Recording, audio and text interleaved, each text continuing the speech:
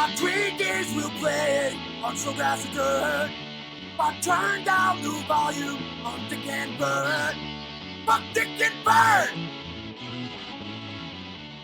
Fuck Dick and Bird! St. Paul admitting the law and life, and hitting rock bottom, drugs in the ex-wife. Fuck Dick and Bird! Fuck Dick and Bird! Fuck Dick and Bird! Fuck Dick and Bird! Fuck shit. Hello and welcome to this thing we call Minnesota Foul Play-by-Play. I'm your host, Anthony Variano. I'm joined today by my good buddy, Michael Haas. Michael, how we doing, bud? It was great seeing you this weekend. It was a blast of a weekend. We were like athletes too. I know, right? Kept ourselves busy the whole time. I have not been in Target Field except maybe a playoff game where that many were at a game. There's a shit ton of people at that last. What'd you say the number was? It was like 30,000? Over 33,000. Oh my gosh. Yeah, that's the closest we've been to a sellout this season. The energy was great. They came to a great ball game too. They batted around in 2 innings. This is hilarious. All right, is classic. So we go to the game, and Josh Odenbach, our friend of the show and hopefully soon to be guest host, is a Cubs fan and wasn't pleased with the way his team was playing that day. And that's because they were down 8-1. 8-1 at the 7th inning stretch. So we're like, all right, Odie, we'll get out of here. And on the walk home, I think you let me know you're not going to believe this, Tom. They scored 7 again. Yeah, it ended up being 16-3. I kind of wish I would have watched. I wish we would have saw that. That would have been a lot of fun. To just look at his face and him shaking his head would have been, yes, that I would have enjoyed that. But the Cubs, they're just not very good. No, the first game that Friday night though, that was a pretty good game. I don't know. From what I remember, I fucking drank way too much. I don't know how we didn't get kicked out of the Champions Club seats. I mean, well, I think Odie did. He doesn't remember either, but he was pretty darn sure he got kicked out of the building when he was still drunk. That evening, he said, "You're not going to believe this. I got kicked out of the building." I'm just like, yeah, that sounds about right. Yeah. Eight draft beers. Am I right on that? That's correct. One for every inning you were there.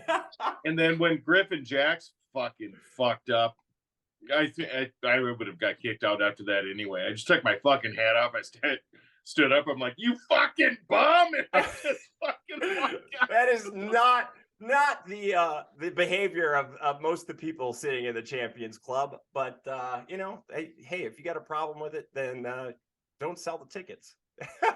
Because we're going to buy them and we're going to be crazy and we're going to try and get that section crazy too. That's the thing is I can't stand how in every place you go, it happens in women's sports too, where you get the closer you get to the playing surface, the less fun you have. It's like no, and that was I actually because I've been down there with you before where we've been asked to move because you were too fucking loud. But I was surprised I wasn't asked to leave because I'm pretty sure I was getting in some Cubs hitters' fucking head. I was chirping at them while they're batting. Well, you didn't do enough because they lost that game.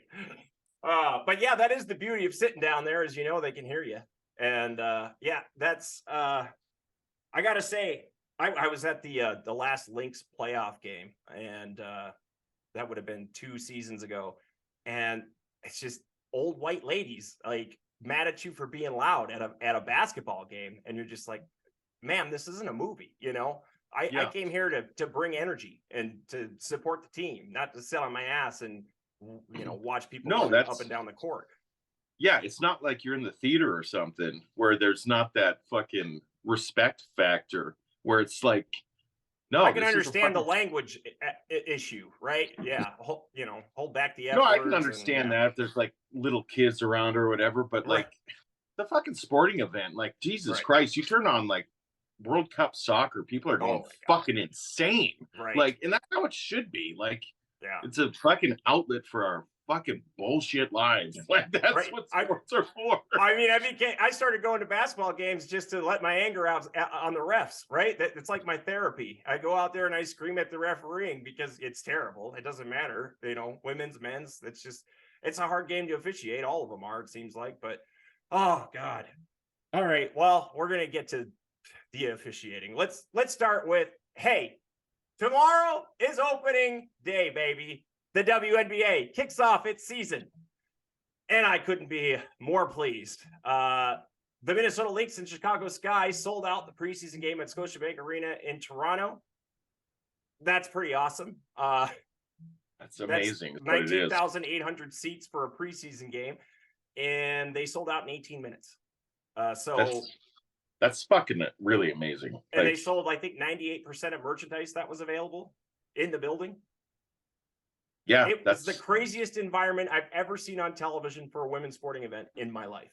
And fucking give Toronto a team, man. They fucking deserve it. Well, I agree 100%. And also it seems to have resulted in more partnerships with corporations too, because the players, I just read this today, have access now to 1,300 airport lounges thanks to a partnership with Priority Pass. This was on The Athletic. And, these women, unless they're playing back-to-backs, they're flying commercial like the rest of us. I think they get a chartered flight in back-to-back games in playoff situations. So they need a place to be, if they're waiting on a flight or if they're delayed. So that's something. It's still not. I mean, the New York Liberty were willing to pay fines last year to charter flights for their players, and the WNBA won't have it. And I think we just have a long ways to go, but we're focusing on the good here. The good is it seems like the game is growing. There's a lot of momentum created by that NCAA tournament, and they need to capitalize on it this year. And I think they'll have another chance that next season too, because I think the draft class is even better next season. Paige Beckers will be coming out. So if the game was an audition for a Toronto expansion team, though, they knocked it out of the park. So they have to add more than one team, though. This is the problem. There hasn't been an expansion team added since 2008, the Atlanta Dream. It was a single team expansion. Rumors are there'll be at least 2 teams added by 2025, but we're talking 12 teams, 12 players each, 144 total players. It results in players like Bree Beal, the best defensive player in the draft available this year, drafted at 24th overall, being waived by the Lynx.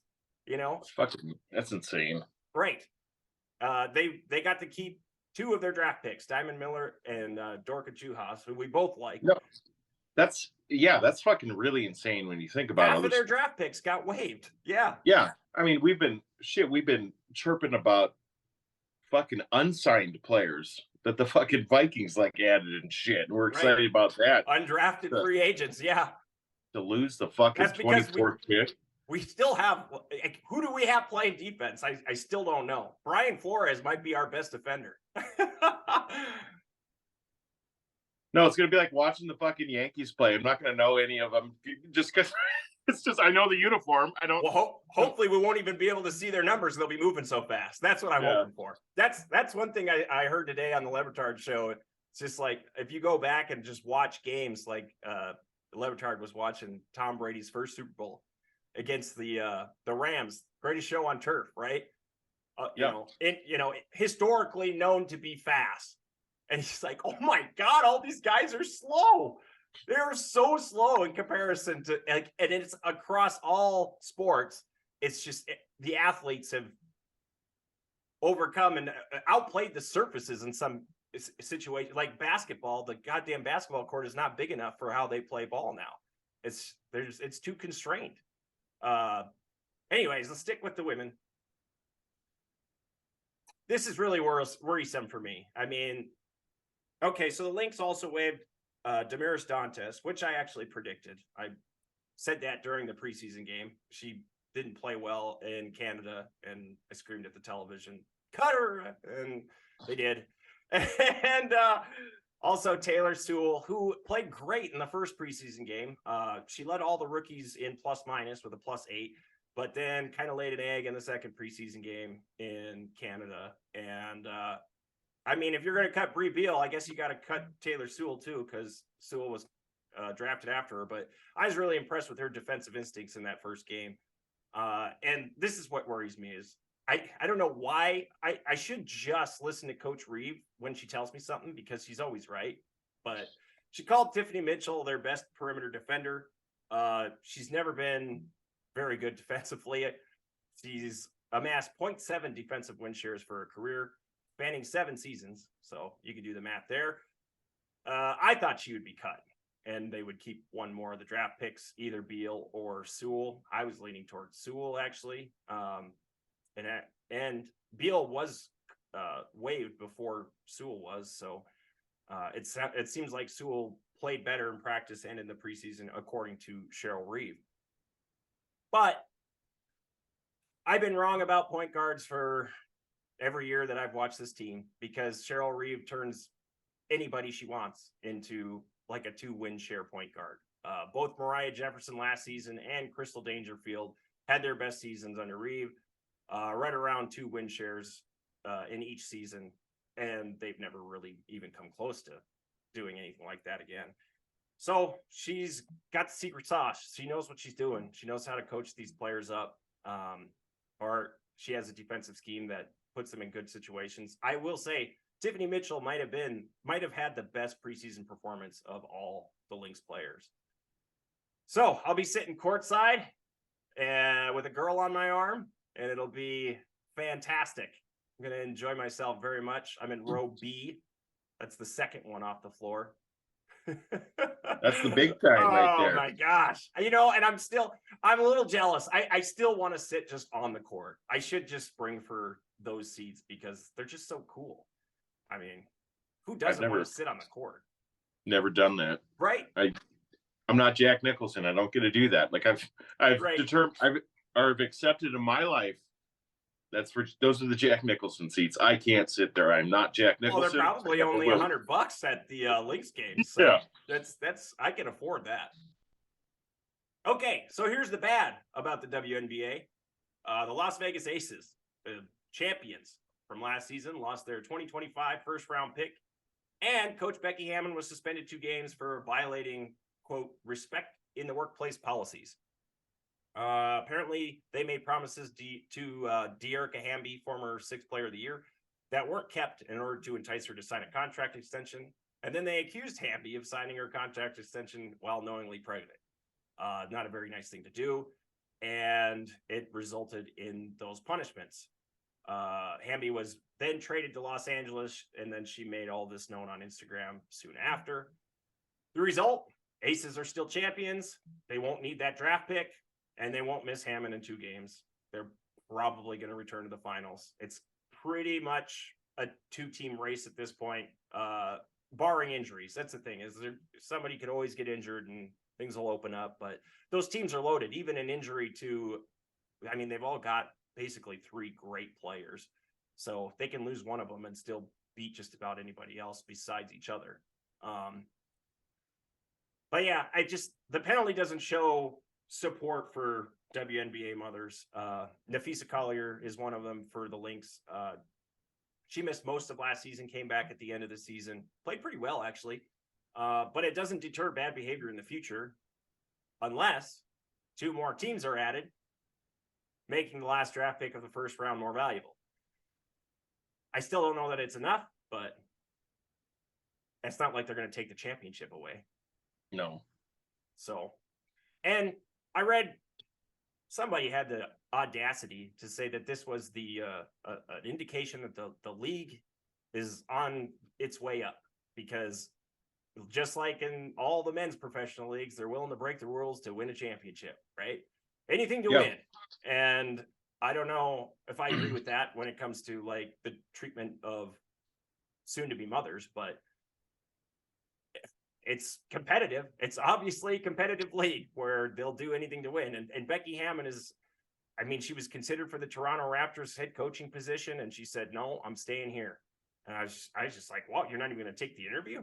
because I would take the interview at the very least. But yeah, no, she was dedicated to her team. I think the preseason had already started, so she was already hard at work. But I got to respect that.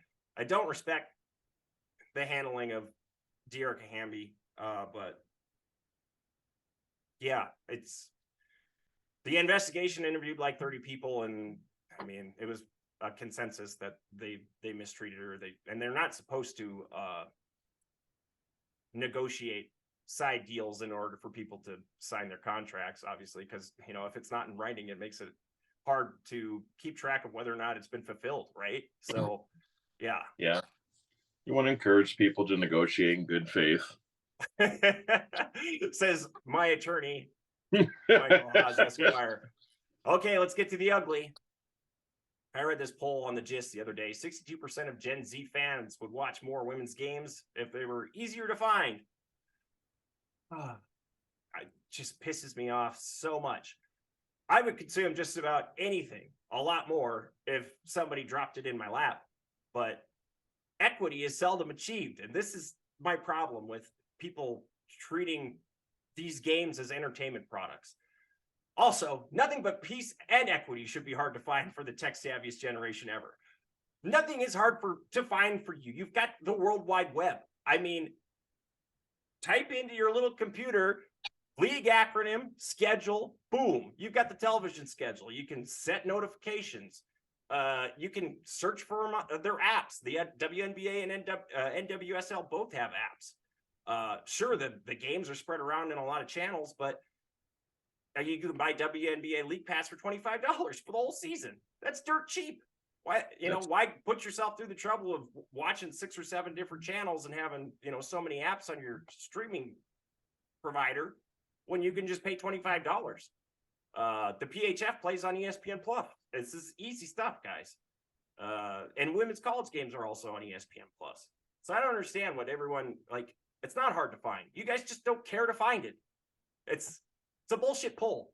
And what? No, I understand. It does make it difficult. It does make it difficult though to watch like in business settings though. I mean that's what I think baseball would be more fucking popular if you go into. I mean, a sports bar is going to have MLB. The ticket gets expensive for businesses though, because unless you want to break the law and just fucking sign into like a personal account, which is totally illegal, but I would encourage businesses to do that because fuck them. But no, that's when I'm sitting like at a local watering hole after work, and just like it's fucking bullshit. There's 6 baseball games going on. Right. I don't want to watch fucking Jeopardy. I'm not that fucking old yet. Put a fucking baseball game up. I think the same with like the WNBA. Fuck, if I'm in a bar, I'd much rather watch women's basketball than fucking the local fucking news channel. Fuck that. So no. Sympathize with Gen Z a little bit, but definitely understand your point. I didn't even think of that.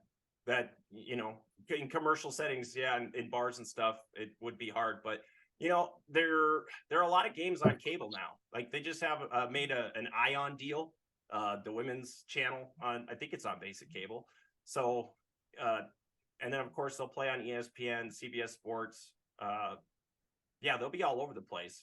But again, I mean, I think the poll was intended to ask the question of if you could watch them in your home, not in a public setting. Yeah. Right. But that's a really good point you make. I remember back when I first started watching the PHF, it was on Twitch.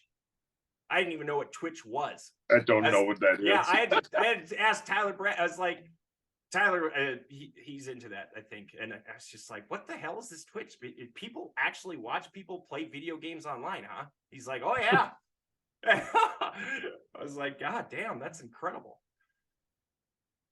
People are bored. They have a lot of time on their hands. Jesus. I mean, you're not even playing the damn game. You're just watching somebody play the damn game. That's ridiculous. I hope they provide pretty good commentary, for Christ's sake. Oh, some of those. I watched a documentary on some of those for that. What the fuck is that game my niece is playing? My brother plays it. The fucking shooting, whatever. Call of Duty. The most popular game in the world? Fortnite. I think Fortnite's more fucking popular than Call of Duty now. Really? But no, some of these kids fucking make a shit ton of money by subscribers and shit. Like, fucking insane. Yeah, there was a Rosendale who made World of Warcraft players and sold them. And I was just like, you can make money doing that? I didn't ask him the hourly rate because, I mean, it's got to take a lot of time to create a damn player, right? But yeah. I guess, do you consider it work? Like, what are you willing to play a game for? Probably nothing. So anything else is gravy. All right. Well, let's talk about the Twins series to open the West Coast road trip, which is always seems to be a bummer. And it started out as a big bummer. We'll get to that one. It ended as a bigger bummer. So the Twins robbed one, they stole one, and they Pagan one at Dodger Stadium. Let's start with the Pagan. They're taking a 3-2 lead in the 7th. I know, reliving this just hurts so much. Jose De Leon had already struck out. Mookie Betts, all-star. Freddie Freeman, all-star. Both of them are probably Hall of Famers. Those two at bats. And they were he struck out Betts in 3 pitches and Freeman in 3 or 4. Yeah. Well, he caught Betts looking on the 3rd strike. I'm just like, what the fuck? We picked this fucking guy up out of nowhere. He threw 22 strikes out of 28 pitches. I mean, that's a guy I want throwing for me. And that's a guy I want finishing the inning. I don't care if you think his pitch count's high. If he's got 3 or 4 more in him, you throw him out there for 3 or more. He gave up a hard hit ball to Will Smith that resulted in a single. I'm not worried. Still not worried. No, I'm definitely not worried. I wasn't fucking worried. I was like, they've got to get somebody warming up. But then when they pan to the fucking goddamn bullpen, and I'm like, no, just not him. Anyone but him. No, like in that moment, I'm just like, and we'll get to that game as well. But the game before him, like we didn't use any of our big names. Duran was available. I'm like, in that moment where you just need 1 out, you could have got an inning and a 3rd out of Duran then. Like that's where we need to preserve the lead. Exactly. It's a high leverage situation. Well, I mean, the runner wasn't in scoring position, right? No. Well, yeah, because there's runners in 1st and 2nd. Okay. 2 outs. So, yeah, to me, in that moment when you're fucking got the slimmest of leads, you bring in your fucking best. Yeah. Shut it down. Yeah. And I'm getting Scott. I've read so many goddamn forums and posts on this fucking game, and there's so many fucking Pagan fucking apologists out there. Which makes it sick. Yes. Like in Twins territory, this fucking Twins nice bullshit. Like, well, you can't really blame him. We had bases loaded early. You know what? I fucking get that. It's fucking pathetic that we're 0-7 with bases loaded and no outs this year. That is a pathetic stat. Regardless, though, we've got the fucking lead against the Dodgers. Yeah. That's what's important. I don't give a shit what happened before. You can't change what happened before. You can only fucking push forward. Yeah. And to keep fucking lighting a firecracker in your hand and expecting it not to blow up is fucking insanity. I know. And why? To the apologists as well. I've read so many fucking stats on Pagan this year. This is his only bad game. Yeah, if you look at the games he's pitched in, he's got like a 4 or 5 run lead. Give me a fucking break. Well, they've been avoiding high leverage situations with him for a very specific reason. No, and if he can't pitch in fucking medium to high leverage situations, shouldn't be in the get him off the fucking team. Right. Let a young buck pitch when we've got a 3 to 5 run lead. That's how you develop pitchers. This guy's never going to be fucking good. When are we going to realize that? I don't understand why anybody thought he was going to be good in the first place. Like, he had like one amazing season with very limited innings pitched. And it's like, everybody raves about his spin rate. And it's just like, dude, spin rate don't miss bats. He missed 1 fucking bat in that game. 1. He threw 6 strikes out of 14 pitches thrown. 6. No. He walked half the batters he faced. And you're fucking facing the bottom of the lineup. Throw fucking strikes. That's another thing that just kills me. Is like, Was he throwing strikes in the bullpen? Is there somebody out there who can say, no, you really don't want him? Just gotta let him go. Let him go. No, and I just get sick of people where it's like, you know how hard that is. Yes, I know it's extremely hard to be a fucking bullpen arm. I understand that. That's why I think Mariano Rivera is a top 5 player of all fucking positions. Yeah. I mean, if you But consider his they're playoff record. They're fucking pros. I'm getting sick of, yes, this isn't like going out to the sandlot and playing with your friends. It's fucking Major League Baseball. And just, to walk a guy, to fucking walk the first guy, load him, then to walk in the fucking go-ahead run. Tying run. And then I'm just like, to tie it up. And then I'm just like, well, after that pitch, here comes a fastball right down the middle because he can't fucking hit anything with its off speed. Yeah. And fucking off the bat, I just fucking threw my remote, shut the TV off. Like I didn't even watch it hit the stands. Oh my God! You could just tell off the bat, and I was just like, "Fuck you, Rocco. Fuck you, Emilio." I was I'm getting very disappointed in Rocco. That was the game before. Like I texted you, I'm like, "This is one of the best managed games I've seen him do." You did, yeah. Let's go to that. The one they stole. With much of the bullpen unavailable after an extra inning game. Exactly. Bailey Ober pitches 6 brilliant innings, sets a career high mark with 102 pitches thrown. And then these no-name motherfuckers, Brock Stewart, Giovanni Moran, and Griffin Jacks, who we saw in person, Griffin Jacks, do Griffin Jacks things, all threw a scoreless inning against the goddamn Los Angeles Dodgers in Dodger Stadium.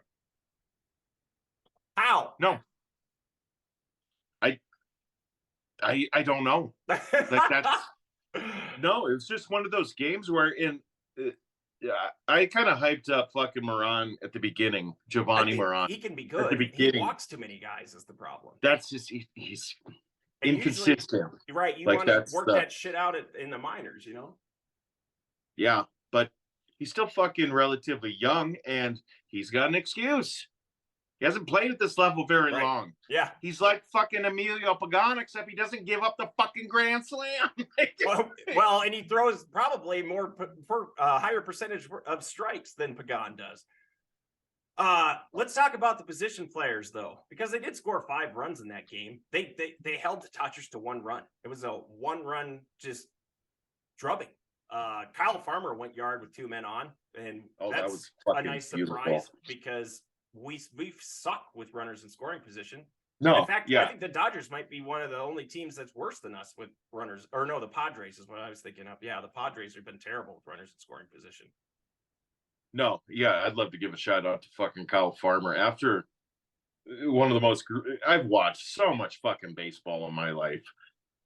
After seeing his pitch that he took fucking right off his face, that was one of the most gruesome sounds I've heard, one of the most gruesome images I've ever seen on a diamond. Yeah. To come back from that, he is fucking fearless in the goddamn batting fucking box. People are still throwing up and in at him, and he's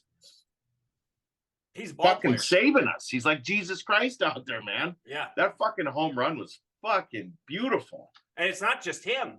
It's all the guys that they picked up to be quote unquote depth who are now filling regular roles. Donovan Solano, huge impact, going 2 for 3 with a run scored, played great second base defensively. 5 Twins had 2 hits, 5 of them. Yeah, I think I'm not as sold on Solano as you are. He's come up in some situations where it's like my one thing to him is you're supposed to be a left-handed pitching specialist, and he just has not. Yeah, we mentioned. I'm not saying he's got to be dominant. I'm not saying he's got to be dominant, but he's kind of let me down. I don't think he's. Well, I don't know what his role is going to be when our team gets fully healthy and people are coming back up. But it doesn't really matter, right? It doesn't matter. Like with Royce Lewis, baby.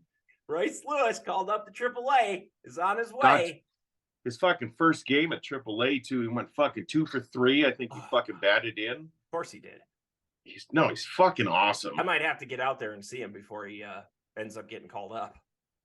Yeah, and this will be the last whatever. I'm not wasting my breath on fucking Pagan anymore.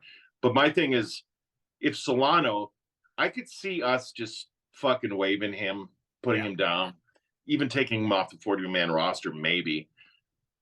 Why can't you can do that with him? Why not fucking Pagan? Like, if he gets picked up by another team and he turns into a fucking goddamn miracle fucking bullpen arm, who gives a shit? That's not what we have. I don't care. That's not going to impact enough games for me to care. The guy pitches 60 to 80 innings a season. Yeah. How many chances do you give a guy before you realize there's no fucking genie in this bottle? No. It's just a fucking empty bottle. Yeah. All right. Well, Royce Lewis is on the way. Even though, okay, so that game I think was indicative of the investment in depth, right? It's paying off. We're losing guys. Guys haven't been producing as we thought they would, and the veterans that we picked up to serve as basically backups in case shit happens have been kind of carrying us through some tough times already this season. Yeah, and one of my favorite Twins who's kind of been underperforming this year, fucking Nick Gordon. I mean, he shattered his fucking shin. He broke his shin, so he's going to be on the IL. But that kind of, because he's got no more options, so that kind of did save him a bit, or save the Twins from not having to fucking potentially lose him, because he's a player. If we send him down, a team should fucking come in and get him. I mean, so yeah, you can plug him in anywhere. He'll play anywhere. He hit really well last year, so I don't know what the thing is that bad is, but no, and he's really fun to watch. He is super fast. Can steal you a base in the playoffs when you need it. No, in the good game, the robbery game, and I think I texted it to you. Talk about using fucking Buxton the way he's supposed to be used, man. Stealing bases and shit, like creating fucking situations to fucking win a game, as opposed to. No, it was fucking fun watching. The Twins did that in the next game against the Dodgers too. Getting almost picked off on a steal of third base by Willie Castro, who ends up scoring on a mistake by the pitcher. And I texted you and told you that's an error that we force. It's a forced error, not an unforced error. No, I agree. I thought about that more, and I was just like, no, that's maybe you are right. After letting a great situation pass us before with fucking bases loaded, where it's just like, no, this is, if we can't get it hitting, we got to find another way. Yeah, and that's why it just fucking hurts so much. Is like we clawed and nailed to get back in that game, just to have the predictable thing fucking happen.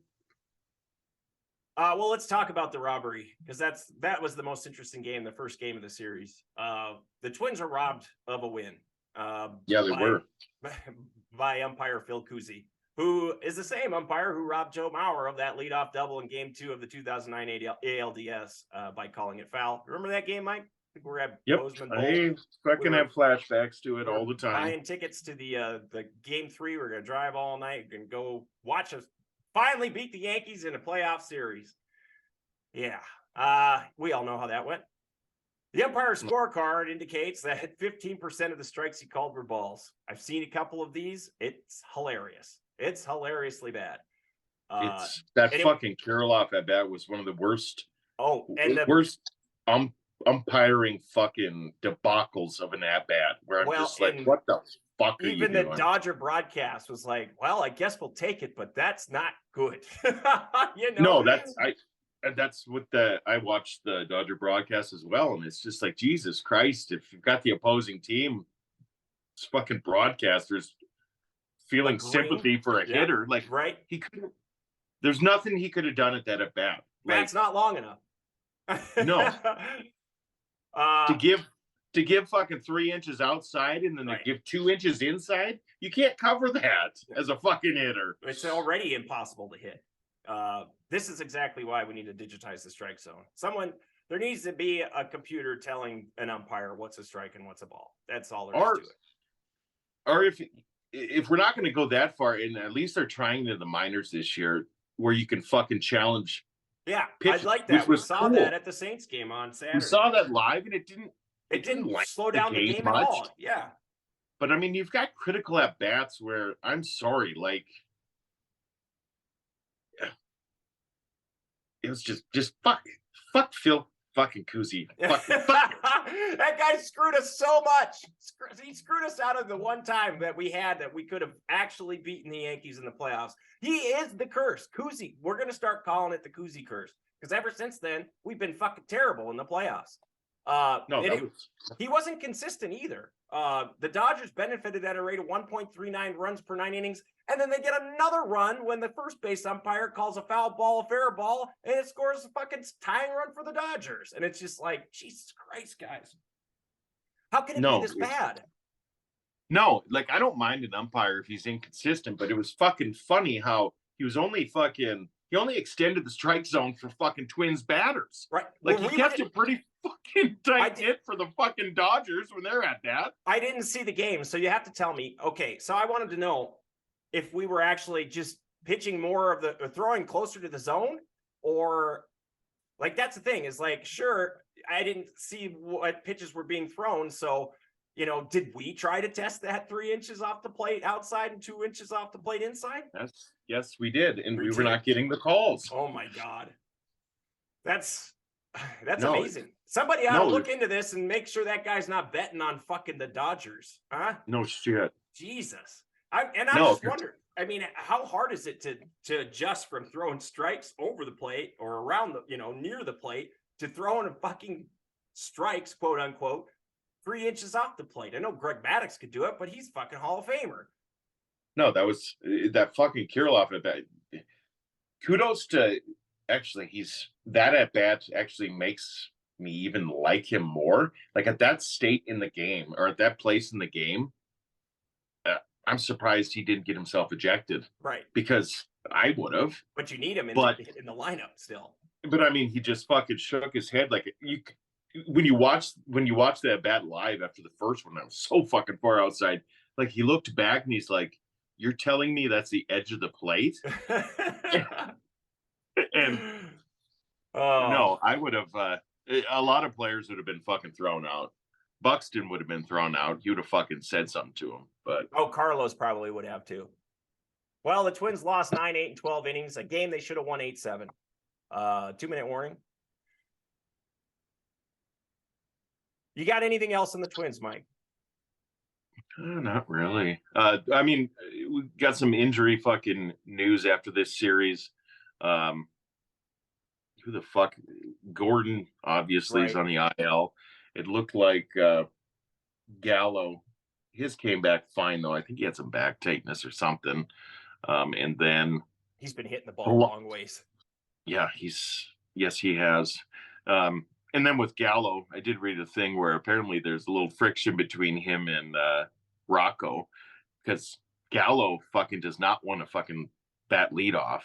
No, I thought that was silly. I mean, the guy hits the ball a fucking mile or doesn't hit it at all. Like, no, I've liked where they've been batting him like 6th or 7th, where it's just like, yeah, let some guys get on base because if he fucking hits it, I mean, every one of his home runs is a fucking no doubt. He's broken StatCast twice this year. Fucking insane. So I mean, for diehard Twins fans, it should be nice. I don't know who they're going to call up. We likely won't find that out until lineups are released tomorrow. It couldn't be Royce this fast. No, Royce can't come up this fast. He's restricted by his placement on the injury reserve list. But I'm guessing it'll probably be Julian, especially if Polanco's hamstrings are giving him issues. So give him another fucking call up. I mean, love that kid ever since the World Baseball Classic. He was good in that game we saw too on Saturday.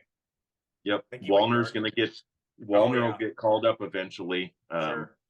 He's fucking hitting the ball good. All right. We got to say goodbye. We'd like to thank you for joining us. You can find us at Minnesota Foul Play-by-Play on YouTube and on TikTok. And you can find us on GoGonsTheJournal.substack.com as well as iTunes and Spotify. I'd like to thank you for joining us. Peace.